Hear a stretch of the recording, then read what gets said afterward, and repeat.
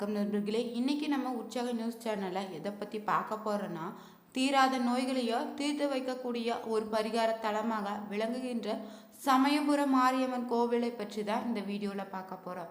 மாரியம்மன் கோவில்களையே மிகவும் பிரசித்தி பெற்றது தான் இந்த சமயபுரத்தம்மன். இந்த வீடியோ பார்த்தீங்கன்னா உங்களுக்கு மிகவும் பயனுள்ள தகவல்களாக இருக்கும். அதனால் வீடியோவில் எந்த இடத்துலையுமே ஸ்கிப் பண்ணாமல் முழுமையாக பாருங்கள். இது வரைக்குமே நம்ம சேனலை பார்க்காதீங்களாக இருந்தீங்கன்னா சேனலுடைய பெல் பட்டனை கிளிக் பண்ணி சேனலையும் சப்ஸ்கிரைப் பண்ணிக்கோங்க. லைக் பண்ணுங்கள், ஷேர் பண்ணுங்கள், கமெண்ட் பண்ணுங்கள். வாங்க வீடியோக்குள்ளே போகலாம். நீதிகளையும் தீமைகளையும் அழித்து தீராத நோய்களை தீர்த்து வைக்கக்கூடிய ஒரு சிறந்த பரிகார தலமாக தான் திருச்சி மாவட்டத்தில் சமயபுரத்தில் உள்ள அருள்மிகு மாரியம்மன் திருக்கோயில் அமைஞ்சிருக்குது. அம்மன் வழிபாட்டில் முதன்மை பெற்று விளங்கும் இந்த திருக்கோயில் பார்த்தீங்கன்னா காவேரியினுடைய வடகரையில் திருச்சி சென்னை தேசிய நெடுஞ்சாலையிலிருந்து பார்த்தீங்கன்னா திருச்சியிலிருந்து சுமார் 15 கிலோமீட்டர் தொலைவில் அமைச்சிருக்காங்க. மகாவிஷ்ணுவுடைய தசாவதாரத்தில் கிருஷ்ணர் அவதாரம் முக்கிய இடத்தை வகித்து இந்த அவதாரத்தில் தான் தேவகியினுடைய குழந்தையாக கிருஷ்ணனும் யசோதையினுடைய குழந்தையாக மாயாதேவியும் அவதரிக்கிறாங்க. அவ்விரு குழந்தைகளுக்குமே இறைவனுடைய எண்ணத்தால் இடமாற்றம் செய்யப்படுது. இதனை கம்சன் அறிந்து கொண்டாலுமே குழந்தைகள் இடமாற்றம் செய்யப்பட்டு இருப்பதை அறிய இயலாதவனாக தான் இருக்கிறான். குழந்தையை கொல்ல துணிந்த கம்சன் பார்த்தீங்கன்னா தேவகியினுடைய அறைக்கு சென்று குழந்தையை தூக்க முற்படுகிறான். ஆனால் அருகில நெருங்க முடியாதபடி அந்த குழந்தை பார்த்தீங்கன்னா தன் உண்மையான அவதாரத்தை காட்டி நின்றிருக்குது. அன்னையினுடைய அற்புத தோற்றத்தை கண்ட கம்சன் பின் சம்ஹாரம் செய்யப்பட்டான். மகா சக்தியாகத்தான் தோன்றிய அம்மன் தனது 8 கரங்கள்ல எண்ணற்ற ஆயுதங்களையும் தாங்கி இவ்வுலகை காக்க அவதரித்து நின்றிருக்கா. இந்த தேவியை தான் மகா மாரியனும் மாரியம்மனாக கண்கண்ட தெய்வமாக மக்களால் பூஜிக்கக்கூடிய சமயபுரத்து மாரியம்மனாக வழிபட்டு வரோம். மேலும் ஒரு கூற்றாக என்ன சொல்றாங்கன்னு தெரியுமா? ஸ்ரீரங்க அரங்கநாத சுவாமி திருக்கோயில இருந்து தான் அம்மனுடைய திருமேனி உக்கிரம் மிகுந்து இருந்திருக்கிறதால தான் அங்கு அப்போது இருந்த ஜிஎஸ் சுவாமிகள் அம்மனுடைய திருவுருவத்தை மற்றொரு இடத்துக்கு மாற்ற ஏற்பாடு செய்தாங்களாம். அதன்படி தான் பணிவிடை புரிவோர் அத்திருவுருவத்தை எடுத்துக்கொண்டு வடக்கு நோக்கி வந்திருக்காங்க. ஒரு இடத்துல இறக்கி வைத்துவிட்டு இளைப்பாறினாங்க. அவர்கள் இளைப்பாறிய இடம்தான் இப்போது சமயபுரம் என்ற பெயரில் இருப்பதாகவும் சொல்றாங்க. இதை நினைவாகவே இப்போதுமே இந்த திருக்கோயிலில் பார்த்தீங்கன்னா திருவிழாவின் 8ஆம் நாளில் அம்மன் அங்கு சென்று ஒரு இரவு ஓய்வு கொள்வது நடைபெற்று வருது. இளைப்பாறிய பணிவிடையாளர்களும் அங்கிருந்து தென்மேற்காக வந்துதான் கண்ணனூர் அரண்மனை மேட்டில் அன்னையனுடைய திருவுருவத்தை வைத்துவிட்டு சென்று விடுறாங்க. அவர்கள் வைத்த இடம்தான் மாரியம்மனுடைய அருளாக திகழ்ந்து வருது. மேலும் பார்த்தீங்கன்னா கண்ணனூர் மாரியம்மன் என்ற திருப்பெயரோடு அழைத்து வராங்க. இந்த திருத்தலத்தினுடைய சிறப்பே தனிங்க. திருக்கடையூரில் மார்க்கண்டேயனுடைய அதீத பக்திக்கு மயங்கிதான் கால சம்ஹார மூர்த்தியாக தான் அவதரித்து யமதர்மனியை சிவன் அளித்திருக்க உலகில ஜனன மரண நிலையில பெரிதும் மாற்றம் ஏற்பட்டிருக்குது. அந்த நிலையில யமதர்மன் சபையில மூத்த அமைச்சராகவும் நோய்களினுடைய அதிபதியாகவும் இருந்த மாயாசுரன் பூமி உலகில இறப்பு நின்றுவிட்ட நிலையில தான் நோய்களை பரப்பி மக்களை துன்புறுத்தியிருக்காரு. அதர்மம் அழிந்து தர்மம் தலைத்தொங்க மும்மூர்த்திகளினுடைய வேண்டுகோளுக்கு இணங்க தான் மாயாசுரனையும் அவனது சகோதரர்களையும் வதம் செய்து அவர்களது தலையை ஒட்டியானமாக அணிந்து நோய்களில் கொடுமைகளிலிருந்து மக்களை காப்பாற்றிய சிறப்புமிக்க திருக்கோயில் தான் சமயபுரத்து மாரியம்மன் கோயில். இன்றுமே பார்த்தீங்கன்னா கருவறையில் உள்ள அம்மனுடைய வலது பொற்கமல திருப்பாதம் பார்த்தீங்கன்னா மாயாசுரனுடைய தலை மீது எழுந்திருப்பதை நீங்கள் பார்க்கலாம். மேலும் இந்த கோவிலில் தீராத நோய்களை தீர்க்கும் சிறந்த பரிகார தலமாக விளங்கி வருது. கோவிலினுடைய அமைப்பு பார்த்தீங்கன்னா ஆகம சிற்ப வாஸ்து சாஸ்திரங்களை கேட்பதான் அருள்மிகு மாரியம்மன் திருக்கோயில அமைச்சிருக்காங்க. சொலிப்பையுமே வளத்தையுமே உணர்த்துவதாக கூறலாம். கோவிலில் முகப்பில் பார்த்தீங்கன்னா நீண்ட பெருமண்டபம் பார்வதி கல்யாண மண்டபம் என்று அழைக்கிறாங்க. 3 திருச்சுற்றுகளை கொண்ட இந்த கோயிலை பார்த்தீங்கன்னா கிழக்கில் உள்ள சன்னதி தெருவில் அருள்மிகு விநாயகர் திருக்கோயிலும் தெற்கில் பார்த்தீங்கன்னா அருள்மிகு முருகன் திருக்கோயிலும் அமைச்சிருக்காங்க. தேரோடு மீதியில வடக்கே மீண்டும் ஒரு விநாயகர் கோயில் அமைந்திருக்குது. மேற்கில் பார்த்தீங்கன்னா அருள்மிகு ராஜகோபால சுவாமி பிரதிஷ்டை செய்திருப்பது மற்றொரு சிறப்பம்சங்க. இந்த திருக்கோயில 2ஆம் திருச்சுற்றுல பார்த்தீங்கன்னா அருள்மிகு விநாயகர் சன்னதி, நவராத்திரி மண்டபம், அபிஷேக அம்மன் சன்னதி, யாகசாலை, தங்கரத மண்டபம் உள்ளிட்டவை அடங்கியிருக்குது. 2ஆம் திருச்சுற்றுல முடிவடைந்த பின்னர் பார்த்தீங்கன்னா உள்ளே சென்றீங்கன்னா கொடிமரம், பலிபீடம் ஆகியவற்றுடன் தொடர்ந்து மாவிளக்கு மண்டபத்தை நீங்கள் பார்க்கலாம். கருவறைக்கு செல்லும் வழியில் தான் இருபுறமே துவார சக்திகள் சுதை உருவத்தில் காணப்படுது. வலதுபுறம் அருள்மிகு கருப்பட சுவாமியின் சன்னதி இருக்குது.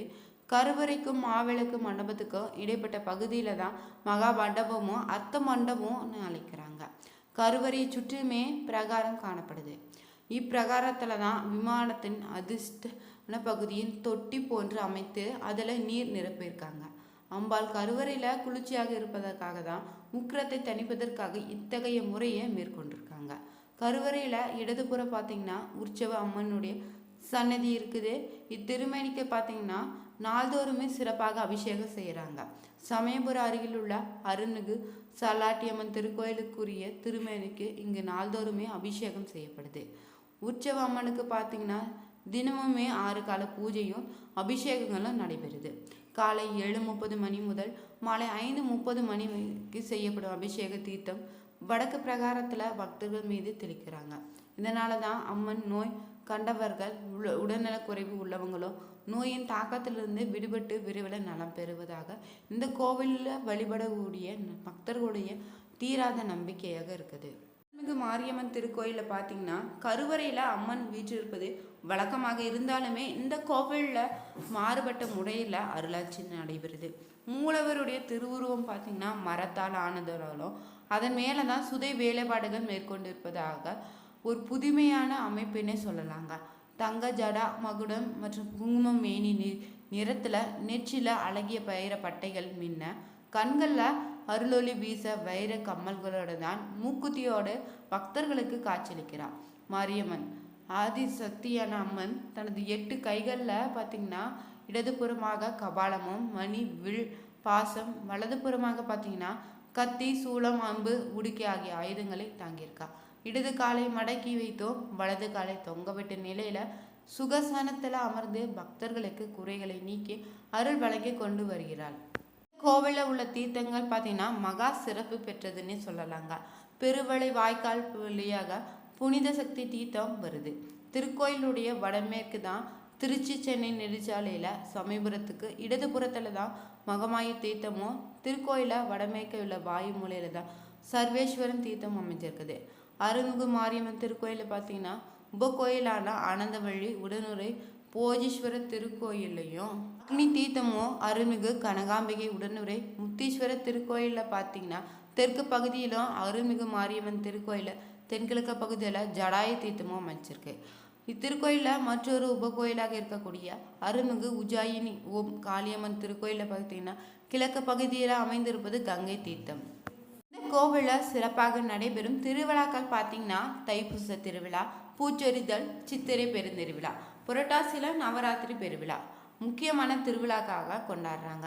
தை மாதத்தில் மட்டும் 11 நாட்கள் தைப்பூச திருவிழா இந்த கோவிலில் நடத்தப்படுது.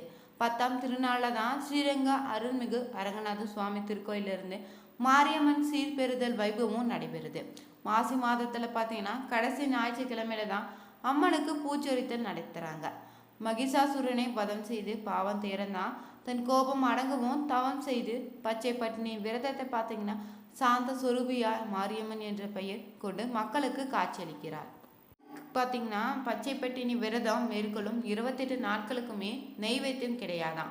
இந்த காலத்தில் மட்டும்தான் மாரியம்மனுக்கு இளநீர், கரும்புச்சாறு, துள்ளுமாவு போன்றவை மட்டுமே படைக்கிறாங்க.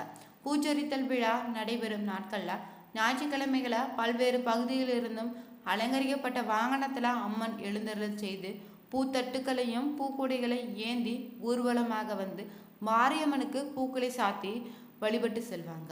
பங்குனி கடைசி ஞாயிற்றுக்கிழமையில மட்டும்தான் சித்திரை தேர் திருவிழாக்கான கொடியேற்றமும் சித்திரை முதல் செவ்வாய்க்கிழமை சித்திரை பெருந்திருவிழா தேரோட்டமும் நடைபெறும். பச்சை பார்த்தீங்கன்னா ஒரு சிறந்த பரிகாரத்தாலன்னே சொல்லலாங்க.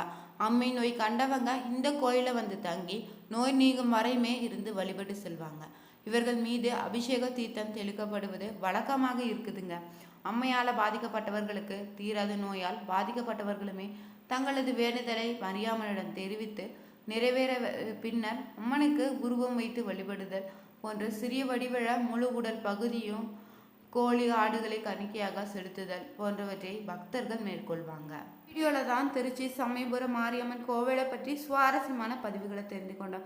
இது போன்ற தகவல்கள் உங்களுக்கு தெரியும்னா மறக்காமல் நம்ம உற்சாக நியூஸ் சேனலையும் சப்ஸ்கிரைப் பண்ணிக்கோங்க. லைக் பண்ணுங்கள், ஷேர் பண்ணுங்கள், கமெண்ட் பண்ணுங்கள். வீடியோ பிடிச்சிருந்தா ஓம் மாரியம்மன் போற்றி என்று 3 முறை பதிவிடுங்க. Thank you viewers.